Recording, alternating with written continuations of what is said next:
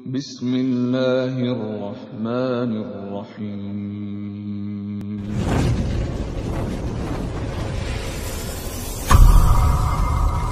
Kaum muslimin, kabar gembira kami sampaikan kepada Bapak Ibu, karena saya yakin banyak Bapak Ibu tidak mengikuti berita. Saya yakin itu. Wahai kaum muslimin yang kami muliakan, Emirat Islamiyah Taliban, jadi saya bacakan hadisnya dulu ya. Apa kata Rasulullah SAW?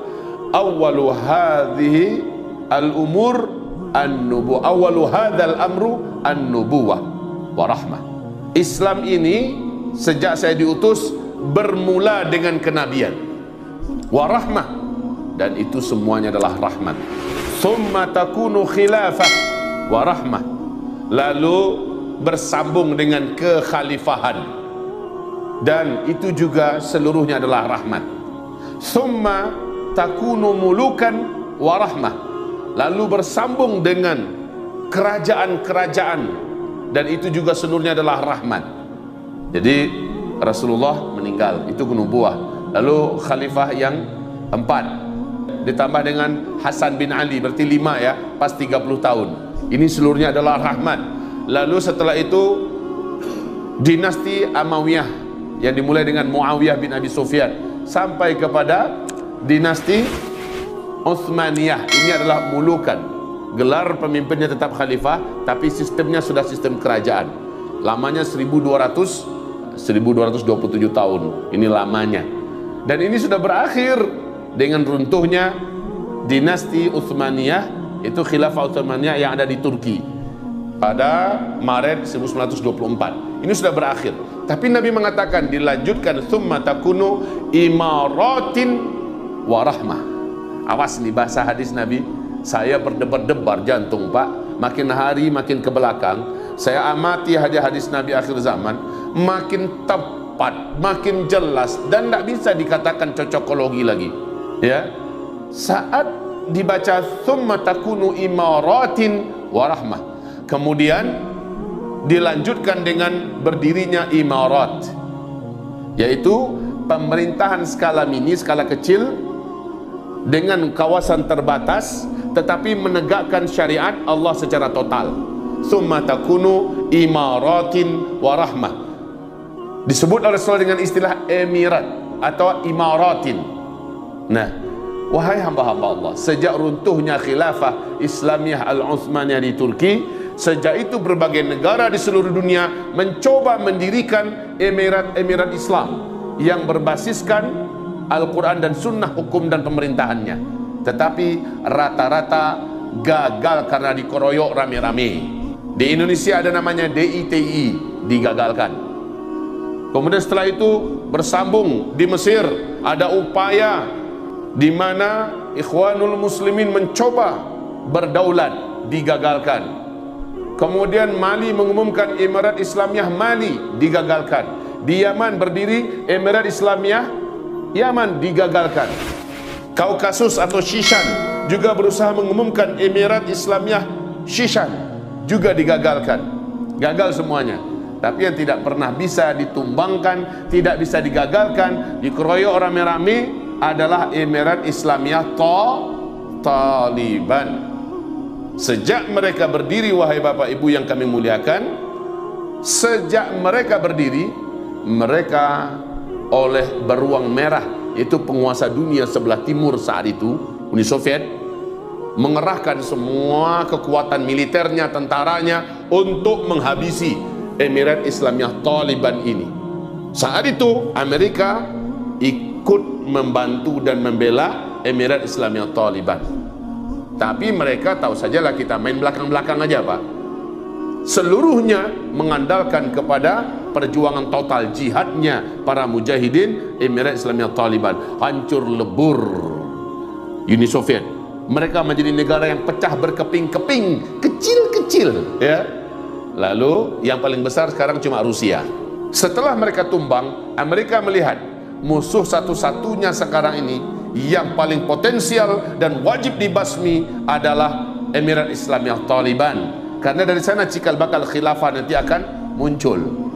Maka mereka melihat bagaimana Emirat Islamiyah Taliban mengumumkan pemerintahan Islam di Afghanistan, total menjalankan Al-Quran Sunnah sebagai hukum dan dasar undang-undang negara.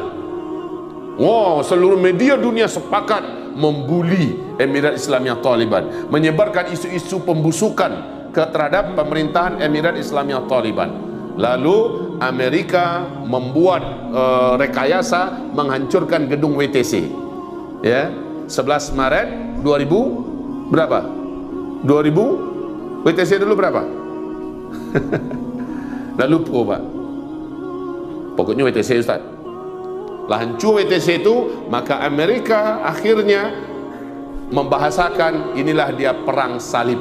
Kita kejar teroris itu adalah Islam. Sumbernya dan pusatnya adalah Afghanistan. Karena cuma Taliban, Emirat Islamiyah Taliban lah satu-satunya yang masih betul-betul gagah mengumumkan pemerintahan Islam dengan basis Al-Quran dan Sunnah sebagai undang-undang dan hukum negaranya. Dengan itu Amerika gerakkan semua PBB dengan pengumuman perang salib.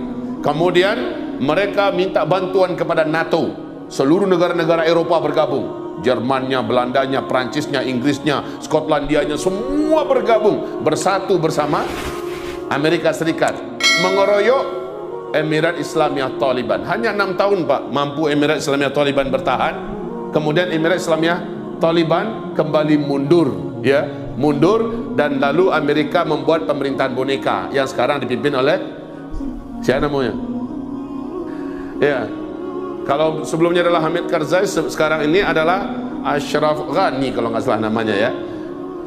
Ini yang sekarang menjadi presiden boneka dengan pasukan mereka sekarang ini jumlahnya 300.000 militer dan ditopang sepenuhnya persenjataannya, alutsista daratnya, udaranya, ya, untuk menggempur Emirat Islamiyah Taliban. Tapi 20 tahun peperangan terlama Amerika Serikat. Ini peperangan terlama Pak. Amerika Serikat, ribuan tentara mereka mati yang pulang stres dan gila. Dan tidak terkira miliaran, ya, ratusan miliar dana mereka habis dalam peperangan terpanjang ini. Dan mereka akhirnya angkat bendera putih, nyerah kepada Emirat Islamiyah Taliban. Sehingga Panglima Tempur Amerika Serikat yang bertugas di Afghanistan mengatakan Taliban tidak akan pernah bisa dikalahkan. Itu bahasa dia. Ini baru beberapa hari yang lalu Pak. Emirat Islamiyah Taliban tidak akan pernah bisa dikalahkan. Padahal itu sudah Amerika, PBB, NATO semua mengeroyok, tidak bisa dikalahkan. Dulu beruang merah yaitu Uni Soviet tumbang seluruhnya, hancur berkeping-keping, lalu diganti oleh Amerika, dikeroyok pakai NATO, ya, semua militer mereka ikut. Tapi seluruhnya angkat kaki dalam keadaan hina dan malu, hina sehina-hinanya. Saya lihat bagaimana video mereka keluar dalam keadaan gak ada gagah-gagahnya lagi Pak, keluar dalam keadaan malu, ya, tidak bisa bicara apa-apa dan tidak punya daya tawar apa-apa Amerika terhadap Emirat Islamiyah Taliban. Mereka dipastikan harusnya 11 September 2021 ini sudah keluar semua, tapi sekarang mereka percepat. Apa kata Joe Biden? Kami tidak akan lagi mengambil risiko dengan mengirimkan tentara-tentara militer kami ke Afghanistan. Kami tidak akan lagi mengambil risiko, ya. Jadi sudah mereka akhiri. Dari Donald Trump yang begitu garang dan ganas, ciut nyalinya di depan Taliban, sekarang Joe Biden mengatakan dipercepat. Sekarang semua dari NATO Pak, sudah hampir seluruhnya selesai angkat kaki.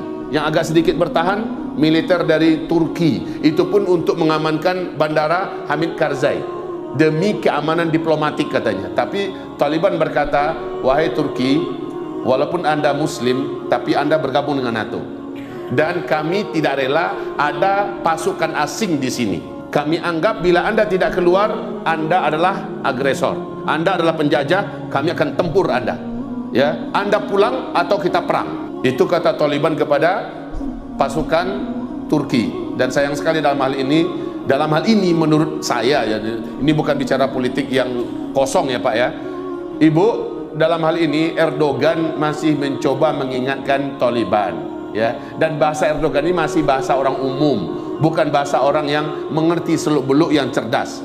Dalam hal ini Erdogan menurut saya dia sangat lemah, ya. Dalam hal ini sekali lagi Erdogan mencoba untuk membujuk Taliban Lalu apa kata para pengamat dari Inggris, dari Jerman, dari Amerika? Apa kata mereka? Erdogan harus tahu yang dia hadapi ini siapa. Bukan kelompoknya Bashar Assad, bukan kelompoknya Khalifah Haftar yang di Libya, bukan ISIS yang dihadapi, tapi yang dihadapi adalah Taliban. Maksudnya apa mereka bicara? Yang dihadapi adalah jago perang tak terkalahkan. Siapapun Turki, ya, jangankan Turki, Uni Soviet saja hancur. Jadi dalam hal ini semoga Turki saat pertemuan nanti dengan Taliban mendapatkan jalan yang baik buat mereka. Jangan mereka mau diadu sesama muslim. Dan Taliban sudah final. Kami akan mau menjalin diplomatik dengan negara manapun, tapi tidak militer mereka ada di negara kami. Itu prinsip Taliban. Sekarang Taliban resmi mengumumkan di televisi dan mengumumkan kepada dunia mereka telah menguasai 85% dengan sangat cepat. Bersamaan dengan pengumuman Joe Biden bahwa tentara mereka akan ditarik seluruhnya dari Afghanistan, Taliban langsung menyapu bersih semua distrik-distrik yang ada. Ratusan distrik berjatuhan ke pangkuan Taliban, dan rakyat berseru dengan penuh takbir, dengan penuh gembira. Ya, bagaimana perbatasan-perbatasan juga dikuasai kembali oleh Taliban. Lalu larilah tunggang langgang, bahkan banyak pasukan demi pasukan, batalion demi batalion pemerintahan boneka ini yang sudah tidak didukung lagi oleh Amerika, sudah tidak didukung lagi oleh NATO dan sebagainya, menyerah. Mereka serahkan senjata, mereka serahkan seluruh amunisi, alutsista yang ada, mereka serahkan semua, mereka menyerah. Yang menyerah dibiarkan oleh pasukan Mujahidin Afghanistan, Emirat Islamiyah Taliban. Dibiarkan, pakaian Anda dilucut, Anda jadi rakyat. Yang mau bergabung menjadi tentara, kami akan sortir, dididik dulu agamanya, baru dijadikan sebagai mujahidin. Kalau mau jadi rakyat biasa silakan, tapi kalau masih perang, kami akan berikan kepada Anda. Lu jual, gua beli, gua borong. Itu bahasanya, Pak. Nah sekarang wahai hamba-hamba Allah yang kami muliakan, Cina mau mengadu untungnya di Afghanistan.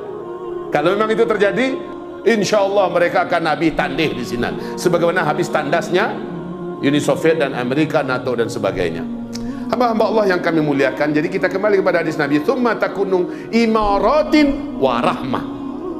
Sekarang Emirat Islamiyah Taliban mengumumkan kepada pemerintah boneka, yuk kita berunding, nggak usah perang, baiknya kalian nyerah saja. Pemerintahan Afghanistan ini kita kelola dengan pemerintahan asli Islam total secara kafah. Kalian nggak usahlah perang dengan kita. Kita ikut hidup rukun dan damai. Mana-mana yang hebat di antara kalian kami pakai, ya. Mana-mana yang berkualitas di antara kalian kami manfaatkan untuk kebaikan pemerintahan Islam ke depan. Tapi kalau kalian mau perang, kalian sudah tahu kalian tidak akan sanggup melawan kami. Berkali-kali dibujuk, kita nggak usah perang di kota ya. Kalau memang kalian mau perang, yuk keluar. Banyak akhirnya kota-kota yang jatuh dengan diserah gubernur menyerah, ya, menyerahkan semua militernya menyerah. Itu sudah banyak di Afghanistan pada hari ini, sehingga seluruh pengamat dan ahli militer dunia berkata dalam waktu dekat seluruh Afghanistan akan jatuh ke tangan Emirat Islamiyah Taliban. Allahu Akbar. Nah apa yang akan berdampak ini, Pak? Sekarang kalau Taliban menjadi pemenang, dia menjadi pemenang yang mutlak dan absolut, pemenang yang total, dan tidak akan ada lagi negara yang berani menyerangnya, memeranginya, bagaimanapun bentuknya. Sebab yang dihadapinya, Pak, bukan negara kacang-kacang. Yang dihadapinya adalah dua negara superpower dan dua-duanya kalah memalukan. Siapa yang berani melawan lagi? Siapa yang berani menentang lagi Emirat Islamiyah Taliban? Tidak ada. Kemenangan besok ini adalah awal kemenangan Islam. Demi Allah, itu awal kemenangan Islam. Cita-cita pertama daripada Emirat Islamiyah Taliban setelah merapikan negara, setelah menenteramkan dan mensejahterakan rakyatnya, pendidikan kembali berjalan, semua kehidupan kembali tenang, ya, mereka mempersiapkan pasukan 20.000 pasukan elit untuk memerdekakan Masjidil Aqsa. Itu cita-cita mereka setelah mereka menyelesaikan mengamankan seluruh Afghanistan. Allahu Akbar. Wahai kaum muslimin yang kami muliakan, maka teringatlah oleh saya, pasukan yang akan memimpin, pasukan yang akan menjadi bala tentaranya Al-Mahdi di akhir zaman adalah dari Khurasan, kata Rasulullah. Pasukan yang selalu berperang dan selalu menang dan tidak pernah dikalahkan. Maka siapa itu, Pak? Bendera mereka adalah bendera La ilaha illallah. Saya sangat yakin kalau Allah izinkan ini, dan insya Allah pasti Allah izinkan ini, maka mereka bergerak menuju Syam. Satu persatu disisir oleh mereka, Pak, bergabung dengan mujahidin yang ada, dan mereka tetap membesarkan kepentingan wujudnya khilafah Islamiyah. Karena dalam hadis sahih Imam Muslim, khilafah Islamiyah tidak akan diumumkan di Afghanistan, tidak akan pernah diumumkan di Arab Saudi, di seluruh negeri Arab, tidak akan. Pemerintahan khilafah Islamiyah yang nanti akan sifatnya mendunia, diumumkan berdirinya adalah dengan ditaklukkan Baitul Maqdis, dan di sanalah diumumkan nanti khilafah Islamiyah. Maka kata Rasulullah, pada saat itu negeri teraman seluruh dunia adalah Palestina. Negeri teraman, mujahidin terkuat dan terbaik ada di Palestina, dan dengan cepat mengembangkan sayapnya. Dan lalu setelah itu mereka sangat yakin, karena hadisnya melanjutkan, saat khilafah Islamiyah diumumkan di Palestina, setelah dibebaskan Baitul Maqdis, seluruh dunia mengalami gempa bumi yang sangat besar, banjir yang sangat mematikan, perang di seluruh kota dan negara, ya, mengalami hal-hal yang terburuk. Yang aman cuma Palestina, kata Rasulullah. Yang aman hanya Palestina. Jadi kalau seandainya ada niat yang baik, Bapak Ibu semua, untuk mau hijrah ke sana, memenuhi kata-kata Rasulullah kepada Abdullah ibnu Rawahah, kau akan dengar nanti di akhir zaman Baitul Maqdis dibebaskan, lalu khilafah Islamiyah diumumkan, maka hijrahlah segera ke sana. Saya yakin, Pak, saat itu diumumkan masih ada fasilitas dan sarana buat bisa masuk ke sana. Saya yakin sekali, karena tidak mungkin ada hadisnya kalau tidak ada jalannya. Pasti ada jalannya. Cuma masalahnya, Bapak beriman nggak? Ibu yakin nggak? Masalah itu negeri baru. Kita belum punya rumah di sana. Kita belum tentu punya usaha apa di sana. Tapi saya sangat yakin kalau khilafah Islam diumumkan di sana, semua kekayaan bumi akan disedot dan diposisikan di sana. Orang-orang yang hijrah pasti akan mendapatkan ansornya di situ.